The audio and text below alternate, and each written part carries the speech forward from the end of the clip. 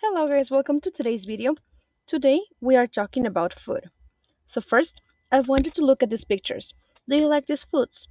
Why do you like them or why don't you like them? We have fiambre, avocados, Hawaiian pizza, coffee, candy, and sushi. Please pause the video what you think about this. Okay guys, now I want you to answer these questions. How do you choose where to eat? Do you read for critics or do you search for any reviews on Facebook? We're going to share this during class. Now, I need you to please match the words I have here on the left to the meanings on the right. For example, a la carte means the food contained in a plate, not intense, insipid, not elaborate, food you can order as separate items, the taste of a food or drink, or tasteless, flavorless. What do you think? Well, if you're thinking that a la carte is the food you can order as separate items, that's correct. Okay, guys? So let's continue. Pause the video while you work on this, please.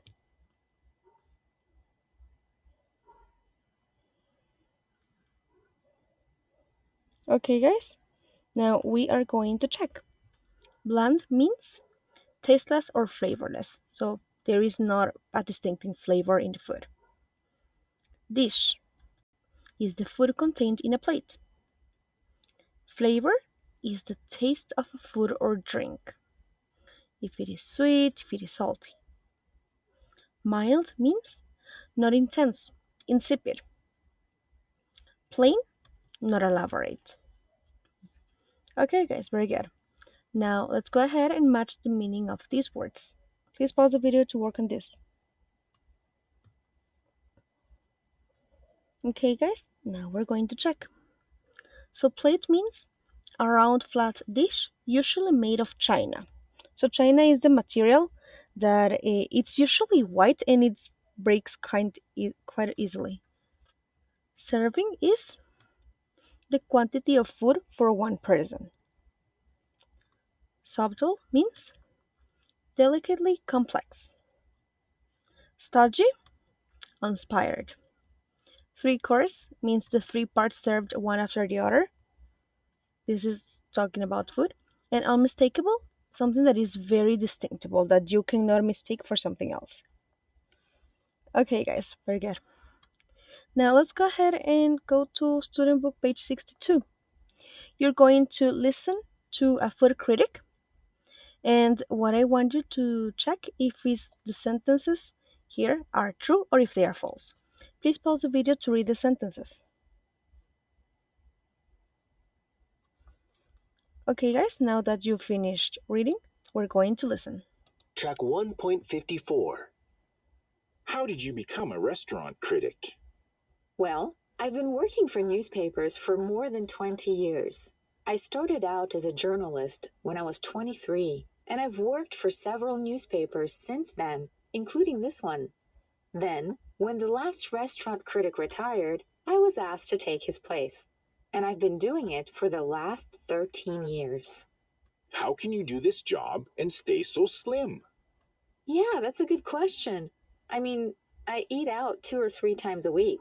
But as a matter of fact, to write about a restaurant and its cuisine, I need to taste the food, but I don't need to clean my plate.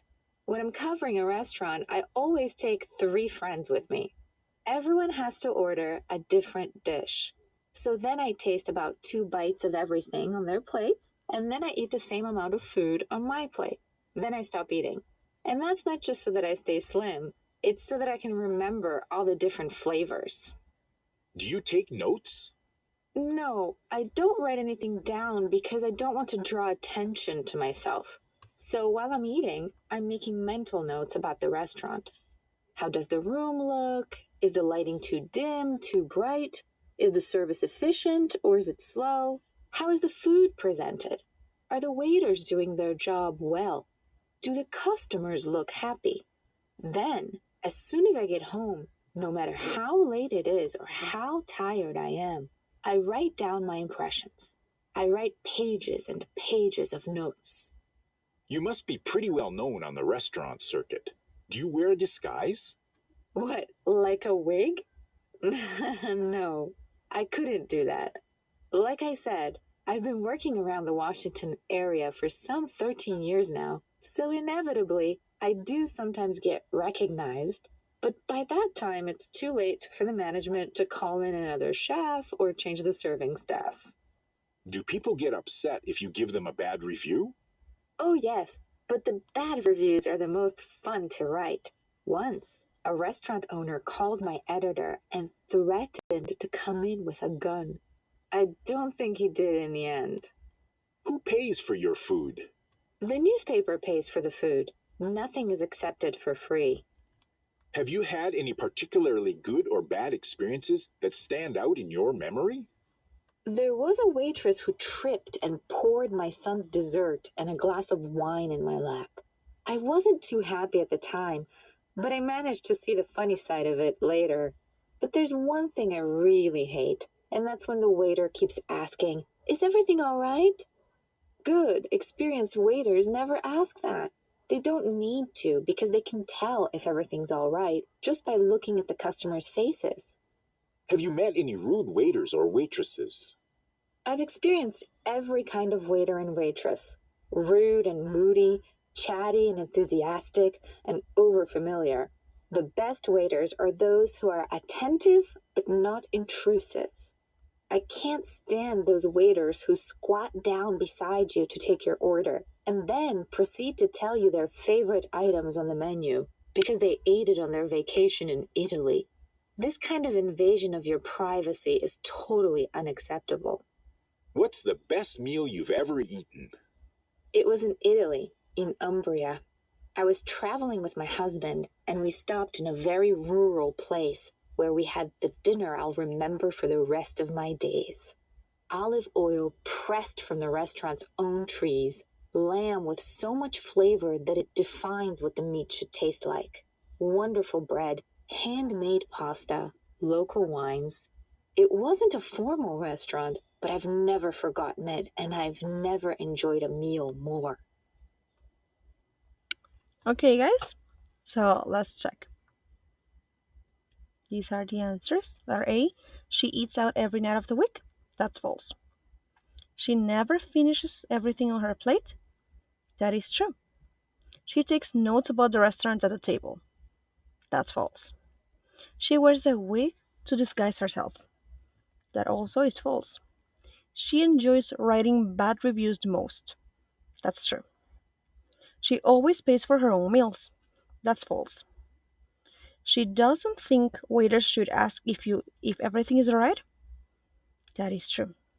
She likes waiters who tell you about their favorite items on the menu. False. And she enjoyed her best meal ever in an expensive restaurant downtown. That is false as well. Okay, guys. Now, let's go ahead and let's work in exercise 3. These are some of the words that this girl used to talk about her job. So we're going to match each word with the appropriate adjectives to come up with some usual collocations about food. For example, fast dish, fast flavor, fast food, fast meal, fast menu, or fast plate. What do you think is the correct option? If you are not sure, maybe you have 2 or 3 options, then go ahead and take and continue matching.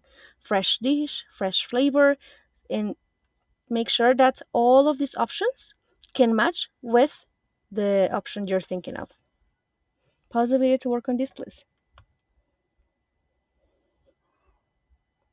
Okay, guys, so if you're thinking letter A, food, that's correct. We can say fast food, fresh food, vegetarian food, etc.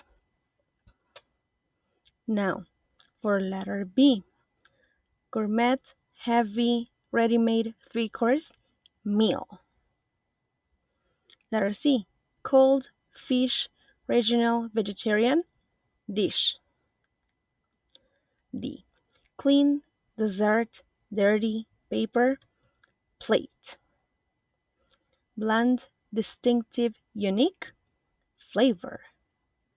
a la carte, extensive, varied, vegetarian, menu. Very good. Okay, guys, now for your homework, I want you to go to workbook page 26. Here you're going to complete the text with the words in the box. So let's do the first two together. I often have dinner at a restaurant called The Vineyard. Their a la carte menu has a lot of local dishes, local expensive, local flavor, local fresh, local light, or local free course. That's right, local dishes. Pause the video to work on the rest, please. Okay, guys, we're actually going to check this homework during class. The last thing I want you to do is to think about your favorite dish. What is it like? Please write down 5 sentences. For example, my favorite dish has a unique flavor. Pause the video to work on this, please. Okay, guys, we are going to check this during our class. I'll see you there. Bye bye.